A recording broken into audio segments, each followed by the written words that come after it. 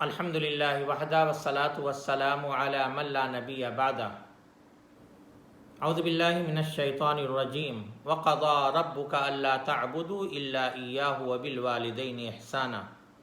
معزز سامعین و مشاہدین کرام،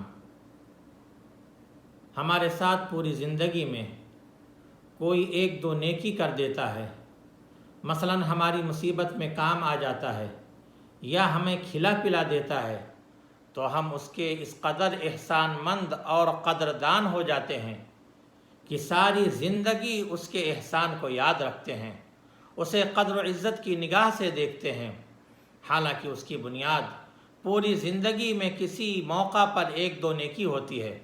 لیکن کس قدر ظلم کی بات ہے کہ وہ والدین جو ساری زندگی ہمارے ساتھ نیکیاں کرتے ہیں، ان کے ساتھ ہمارا رویہ صحیح نہیں ہوتا۔ ہم غور کریں، پیدائش سے قبل کے مراحل اور تکلیفیں، پیدائش کے وقت کا درد اور پریشانی، پیدائش کے بعد ہماری مکمل حفاظت، دیکھ ریکھ، پرورش، صحت و جسم کا پورا خیال، تعلیم و تربیت کا پورا انتظام، غلط ماحول سے بچانے کی پوری فکر، ہماری مستقبل کے تعمیر کے لیے مکمل قد و کاوش اور بساط سے بڑھ کر ہمارا بوجھ اٹھانا، ہم کو مسکراتے دیکھ کر ہر غم بھول جانا اور معمولی دکھ پر ہر خوشی کو بھول جانا، یہ والدین کے علاوہ اور کون کر سکتا ہے؟ اس لیے دنیا میں والدین کے احسان کا کوئی ثانی نہیں، اور اس فطری حقیقت کا اعتراف جس قدر اسلام نے کیا ہے اس کی بھی کوئی نظیر نہیں۔ بڑے ہو کر اولاد والدین سے بچھڑ جاتی ہے، ان کو بھول جاتی ہے، ان کا خیال نہیں رکھتی، ان کو جھڑک دیتی ہے۔ اسلام نے ان حرکتوں کو معیوب قرار دیا ہے۔ والدین کے احسانات کو گنا گنا کر اولاد کے دل میں ان کی عظمت اور اہمیت کو جاگزین کیا ہے، اور اسی پر بس نہیں کیا بلکہ ان کے ساتھ حسن سلوک، خدمت گزاری، اطاعت، فرما برداری کو اولاد کی اولین ذمہ داری قرار دیا ہے۔ ان کے حق کو اپنے حق کے ساتھ، ان کے شکر کو اپنے شکر کے ساتھ ملایا ہے۔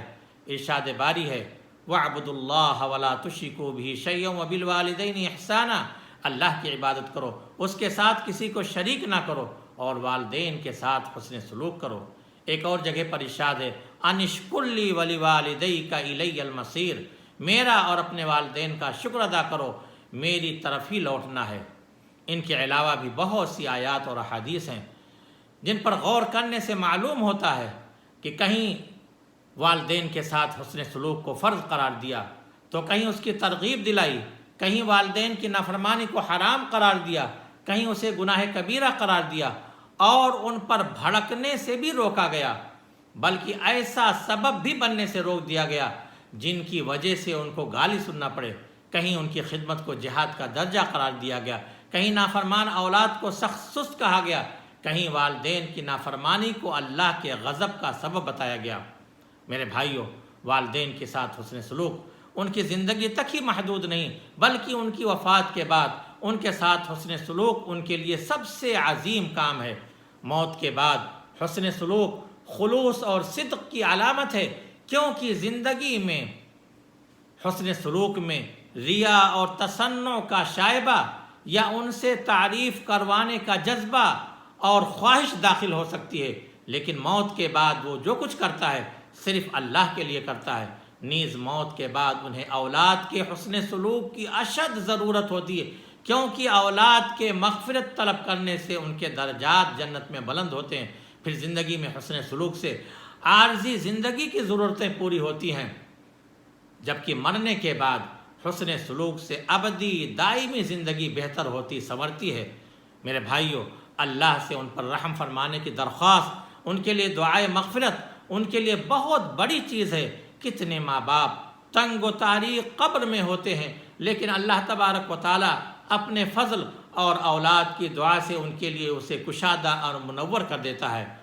اور یہ بھی یاد رکھیں، کسی بہن بھائی کو اس کی غلطی پر درگزر کرنا قبر میں والدین کے ساتھ حسن سلوک میں شمار ہوگا۔ حدیث ہے جو شخص یہ چاہے کہ قبر میں اپنے باپ کو آرام دے تو وہ ان کے انتقال کے بعد ان کے بھائیوں کے ساتھ حسن سلوک کرے۔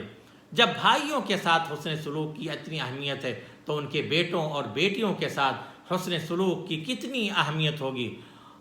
کسی کو یا اس کے والدین کو گالی دے کر جواب میں اپنے والدین کو گالی دلوانا موت کے بعد ان کے ساتھ بدترین بدسلوکی ہے جو گناہ کبیرہ ہے۔